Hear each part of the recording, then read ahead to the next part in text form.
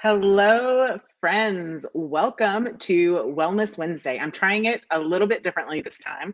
I am actually streaming to my Wellness Circle Facebook group as well as my YouTube channel. So I'm hoping to save myself or my team or whoever ends up putting the video over there a step. Plus, I've never been live on YouTube, so how fun, right? So today we're talking about how to muscle test yourself, right? So for the longest time, muscle testing has been thought to be like some kind of crazy thing that you have to have somebody else do for you. And there are times where you might need somebody else to check in for you. But what I want to do today is empower you with the information on how and why it works and how you can do it for yourself, and how you can use it on your own healing path, even. So, muscle testing is also known as applied kinesiology. It's centuries and centuries old. It's a technique for locating physiological imbalances in the body, right? You can use it to fine tune food, you can use it to fine tune like supplement focused solutions. What it's not is a diagnostic tool. You cannot derive a diagnosis from it. You can ascertain what systems might be out of balance, right? What systems in your body might be out of balance. It works very similarly to a conventional medicine test, the EKG. Muscle testing measures closed circuit electrical signals, and so does the EKG. The body responds differently to different stimuli like food or mold or hormones or pathogens or parasites or treatments or supplements or even medications. Now, I'm going to talk about a lot of stuff today that might make you go like, can I use this to, XYZ my medication? Or, well, Audrey said do this. So let me just stop all of that and say, in this relationship, I am not your doctor and you are not my patient. And so you have to be responsible for your own health, regardless of whether you're working one-on-one with a doctor or a naturopath or a holistic wellness practitioner, any of those things. So just know all the information I give here is for education and informational purposes only, and ultimately you're responsible for your health in human suit. So I can see you guys filing in. Make sure you pop in and say hello. Let me know that you're here. I'm not sure if I can see YouTube comments, but I should be able to see Facebook comments. So that's awesome. But like I said, muscle testing measures closed circuit signals in your body. You can think of it like electrical signals, although it's not exactly electrical signals. At its core, this is a method based on receiving information from what you might call your biofield or your aura. That's the quantum field that surrounds you and surrounds everything else. Our bodies, the plant that's on the corner of my desk here, everything has a biofield. And it's really cool because biofields have been around forever. They weren't called biofields in ancient medicine, but they were documented as far back as the 1600s. It wasn't actually started being called the biofield until about 1992. And back then we had the Office of Alternative Medicine. That is now the National Institute for Alternative something, something, something. But originally it was called the OAM. And the National Institute of Health established a meaning, an official clinical definition for a biofield, right? Pretty cool. So the committee that makes these kind of decisions determined that a biofield is a massless field, not necessarily electromagnetic. Like I said, you can think of it as electromagnetic or electrical, but that's not necessarily what it is. But it surrounds and permeates living bodies and affects the body. One committee succeeded in getting the term biofield accepted as a major medical subject heading at the National Library of Medicine. So it became an official term that people could use, that scholars could use to locate peer-reviewed literature on the subject. And then they also consolidated all these diverse modes of energetic healing under a single term, biofield therapies, which was also officially adopted by the National Institute of Health. And National Institute of Health, you've probably heard of it called like NIH. But the NIH, the OAM, and all of these acronym organizations. So they created, not only did they create the biofield, but at the same time, the NIH and the OAM created the category for distance healing. So by the end of 1992, we had both documented registered legit terms for the aura, the biofield, as well as for distance healing work, right? So when you use muscle testing, when you use this kind of energy work, this kind of applied kinesiology, um, it's something that I use every day in my practice with clients one on one, also for myself and for my family. It's a really holistic method that allows you to approach any health condition with hypergranularity and real time feedback to your body. So I kind of liken it to getting your blood work done, right? Your blood work is a snapshot in time.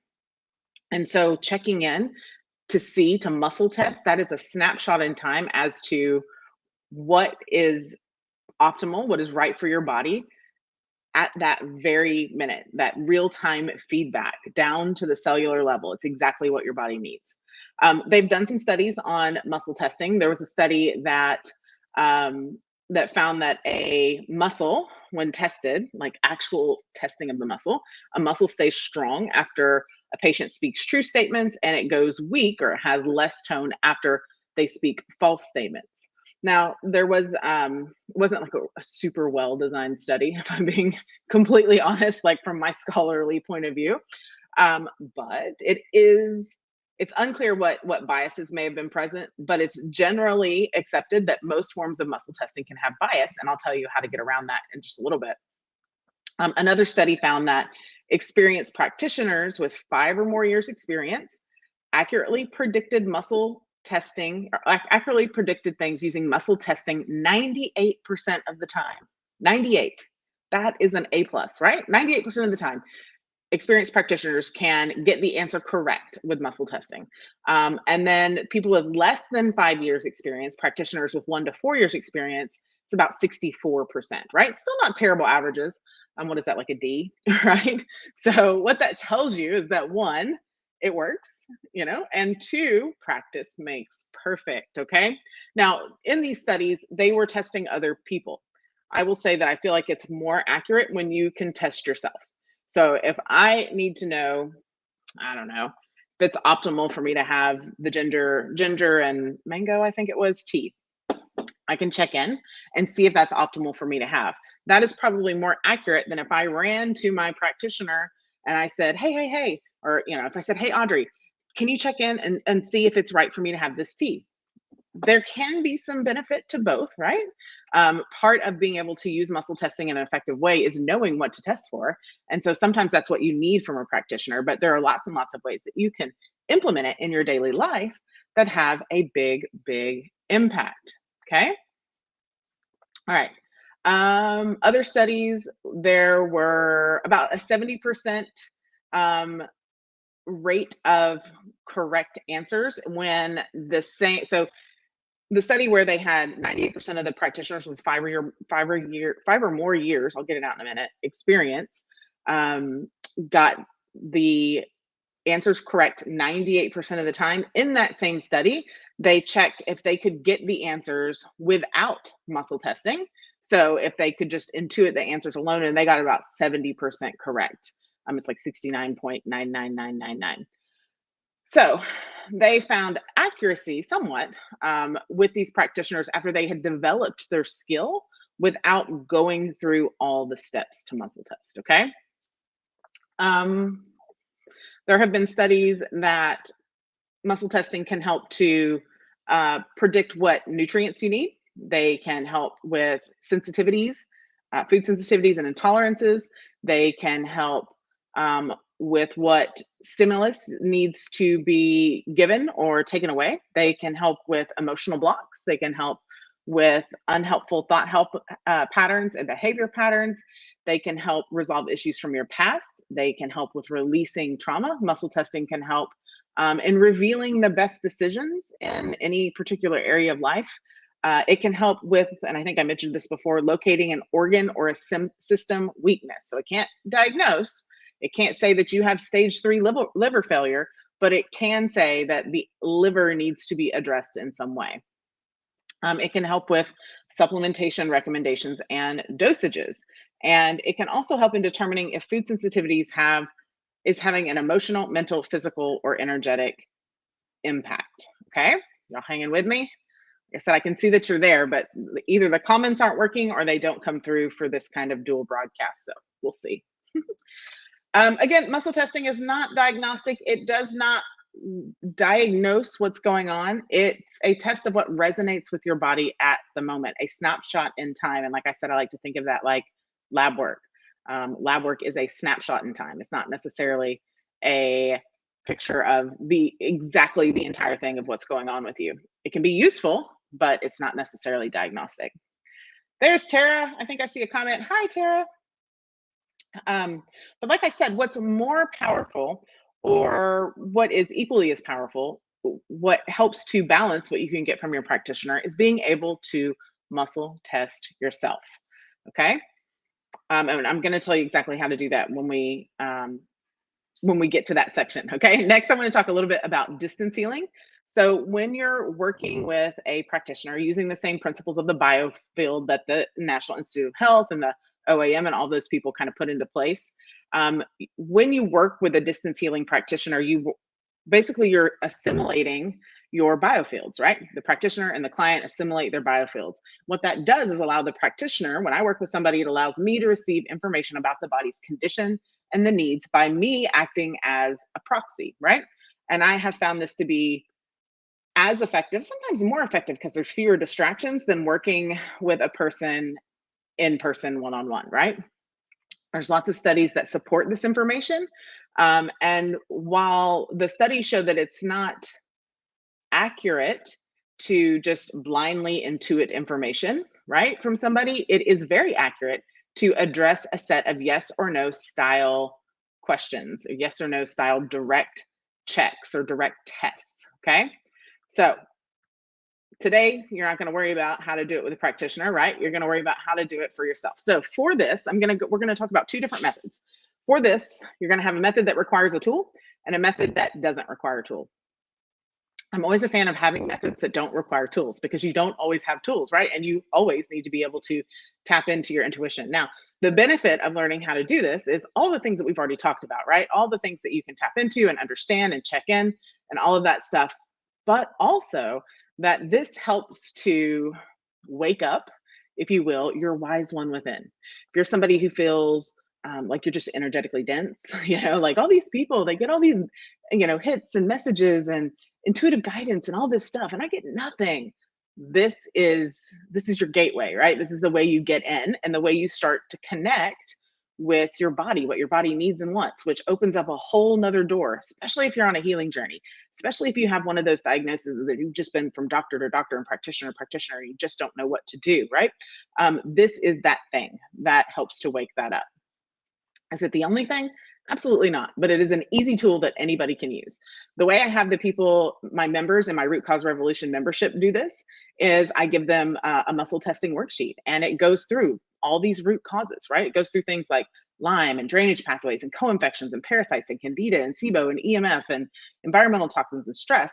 And I just have them check in, yes or no, yes or no, yes or no, yes or no, or need more information, right? And then at the end of that list, it gives us something to go on, right? On what is potentially causing the symptoms that we're having right now. Okay. So method one is the method with tools. Now, the method with tools, you just need something heavy on the end of a string. Because I've been doing this for a long time and I do all sorts of different things. I like mine to be pretty, so I have actual pretty pendulums, and I have them in all shapes and sizes and colors, right?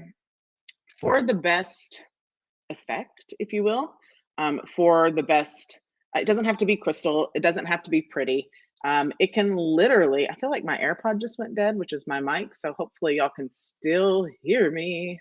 Let me just double check. Boop, boop.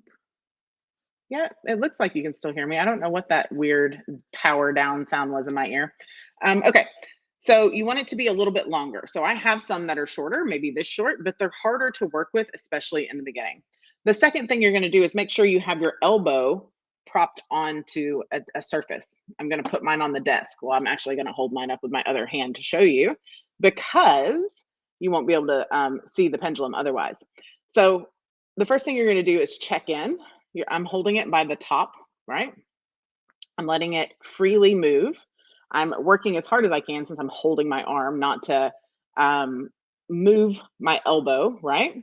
Or move my hand. Let's see, maybe if I scoot back. Oh, yes, if I scoot back, that works better. Then you can see that I'm also not moving my hand. Okay, so the first thing you're going to do is show me a clear sign for yes. Now, I don't know if you can see that, but my pendulum is moving, let's call it north to south, front to back. Okay, that's my clear sign for yes. If I got a little bitty baby sign, I could say, show me a bigger sign for yes. Okay. A lot of people will say, oh, my pendulum, it just moved just a little bit and I can't tell. Just say, show me a bigger sign. Okay. Now, there's no like weird spirit magic thing going on. All it's doing is pulling from the subtle energy signals that my body already has. Something inside of me already knows the answer to this question. Okay, maybe it's something inside of me, maybe it's a higher power, higher source. Okay, um, then you're going to say, show me a clear sign for no. Now for me, when I get a clear sign for no, my pendulum moves left to right. Okay, so if I wasn't getting a big enough sign for no, I would say, show me a bigger sign for no, and it would move bigger. Okay, then there's a third option there, and that's show me the sign for need more information. Now, for me, need more information is a circle or a diagonal spin. Okay. So you can see that happening there. Now, it works a lot better if you can. I just don't have the right camera angle to hold your hand, your elbow on something solid, right? So a tabletop, a desktop, all of those things. It's very difficult to hold your hand and your arm perfectly still when you're balancing it on your other arm. Okay. So if you don't have a pendulum, you can use a necklace. Okay.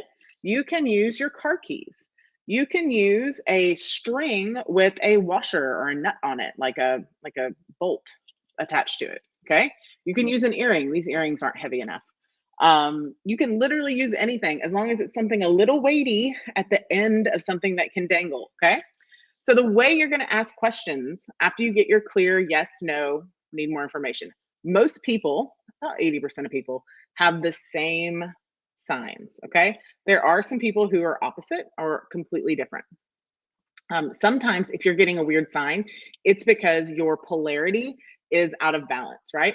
And that can happen from a mineral imbalance. It can happen because you spent some time in a super high EMF area. It can happen because you had something energetically or physically traumatic happen to your body.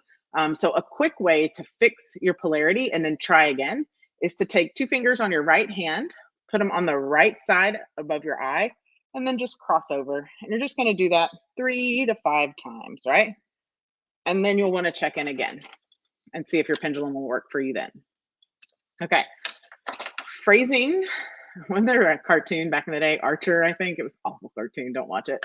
It was for adults too, so don't turn it on for the kids. But every time somebody would say something like dirty, he would go phrasing. So phrasing is super important for your muscle testing work, for your pendulum work, whether you're going to do method 2, which is the no tools method, or actually use a pendulum. Okay. So if you say you should do this, if I were to say, you know what you should do, how does that come off versus it's optimal for you, right? So a lot of times people want to should all over themselves. I'm doing it because I should. So the word should can carry a lot of weight energetically and emotionally and mentally and all the things. So the best way to phrase is it optimal for me to blank? Is this optimal? Is this in my highest and best good? Is this true and accurate, right? So you want to make sure that the language that you're using matches the energy that of the information you want to get back. The second thing is we talked about biases. So if I'm muscle testing what I'm going to have for lunch, and I really, really want to have my coconut ice cream with chocolate chips and cookies in it, then and I check in and I ask muscle test, use a pendulum, use the method here to decide if I should have a smoothie, which also tastes good, or ice cream for lunch. And I really, really, really want this ice cream, then I'm probably going to get yes to the ice cream. Okay. But if I do it and I get yes to the ice cream, my follow up question can be, Is this answer true and unbiased? Now, if I get yes, then hell yeah, eat the ice cream, right? You can do that anyways, right? No shame there. But if it's no, then I think, oh, so maybe that was a biased answer. The third question I'll ask is it possible for me to get a true and unbiased answer? And then if the answer is yes, then you just ask the question again. Is it optimal for me to have this ice cream for lunch? And whatever you get is what you get. Now, if you got no, it's not possible for me to get a true and unbiased answer, then you might need to ask for help, ask for somebody else to muscle test that for you. Now, you wouldn't want to do that for something as, routine as what I'm going to eat, all these things. But you might need to do it to get some more information about a bigger decision, right? So that's something to consider. So the first method, pendulum method, okay? Second method, no tools method, because we want to be able to do this when we don't have anything, right? When you're not wearing any jewelry. Like today, I happen to not be wearing a necklace or rings. I just have the bracelet and the watch, right? So what you can do in that instance is use your body as a pendulum. Now, the best way to do this is standing up. I'm not going to stand up because then you'll be just looking at my crotch with the camera instead of looking at me. So the best way to do it is to stand up. The first time you do it, you're going to want to stand with your feet together, like yoga style, big toes touching and heels touching, if you can do that. As close together as you can. You want to have your legs fairly straight. Don't lock your knees out so you're going to pass out, but just fairly straight. You can put your hands over your heart, and then you're going to say, show me a clear sign for yes. Okay.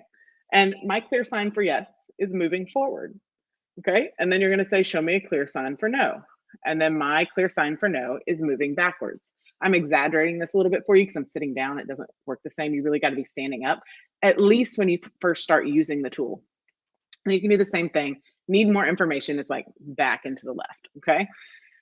Once you start using that for a while, you can just think the question in your head and you will feel your whole body may not shift back in space, but you will feel part of you, depending on where your decision making authority is in your human suit. Mine is in my spleen, so I usually feel something a little bit in my solar plexus type area. It's not exactly the stomach, but pulling back or pushing forward. And sometimes I'll have to double check, like, was I breathing in or was I exhaling and feeling that pullback, right? But for the most part, you'll just kind of get that information as you go. You'll feel that happening as you go. Now, it takes practice. I've been doing this for lots and lots of years, probably 10 years now. And so getting the hang of it takes a little bit of practice. At first, you're going to look like the silly person, holding something and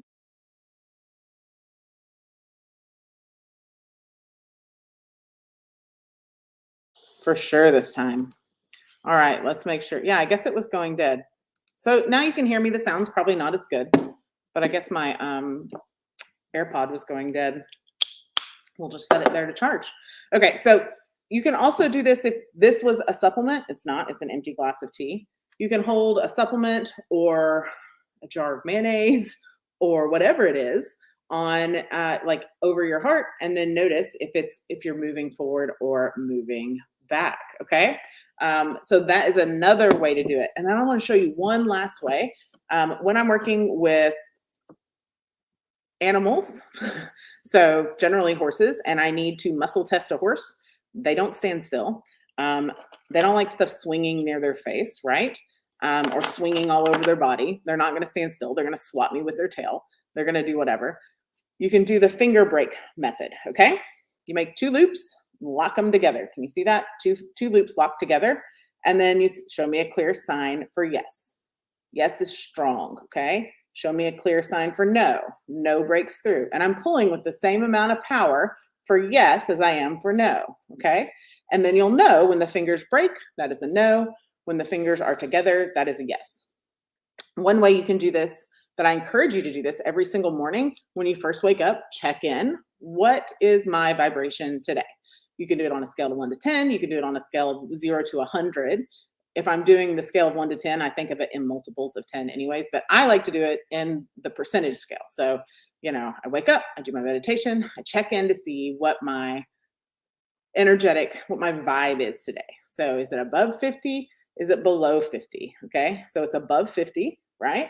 And then is it, you can either go like 60, 70. Is it 60, 70, 80, 90? Okay, I'm at 90. Is it above 95? Yes. Is it 96? Is it 97? So I'm at 97 today. I slept really good last night. I did all my meditations this morning. I've already been neck deep in the journal, so that makes sense. If I had gotten like 85, 86, somewhere in there, then I might start to check in. What can I do? What's in my toolbox? What can I do today to raise my vibration? Maybe I should have a smoothie for breakfast. Maybe I should go for a walk. Maybe I should do yoga first thing in the morning. Maybe I should get in the sauna. Maybe I should do some red light therapy. Maybe I should lay on the biomat. There's all sorts of different things you can do to raise your vibration. Maybe I should, meditate in a different way or a different style. All of these things are ways that you can use this muscle testing to determine if something's right for you. And then another way that you can use either of the three methods that I showed you is, say you're listening to the Root Cause Revolution podcast, and I'm talking about symptoms of something and that magnesium will help. And I say you can take 800 to 1200 milligrams as an adult of magnesium glycinate. And you're thinking, gosh, what brand should I use? Okay, you can certainly ask me. I love answering questions, so please do so. But what if you went to the grocery store and you said, I have, magic spray, which is my cleaner, because today is clean the desk day. But I have brand A and brand B. Maybe I just muscle test to see which one. And then maybe I think, okay, is 800 right? Nope. Is, so they come in 400 or 200 milligram increments. Is 800 right? Nope. Is 1,000 right? Nope. 1,200, that's where I need to be. Okay. Yeah, I could go on and on and on about this. There's so many cool ways that you can use it. So I encourage you to try it. Check in. Pick one thing to check in about today and one thing to check in about tomorrow and see what you come up with. I'd love for you to post comments in the group on the YouTube channel. You can certainly send me a message at acm@audreychristie.com. Because as you know, I am on a social media fast, but I am checking into the wellness circle during this fast, whereas last time I didn't. So I hope that helps. I hope you have a beautiful rest of your Wednesday and week. Be well, friends.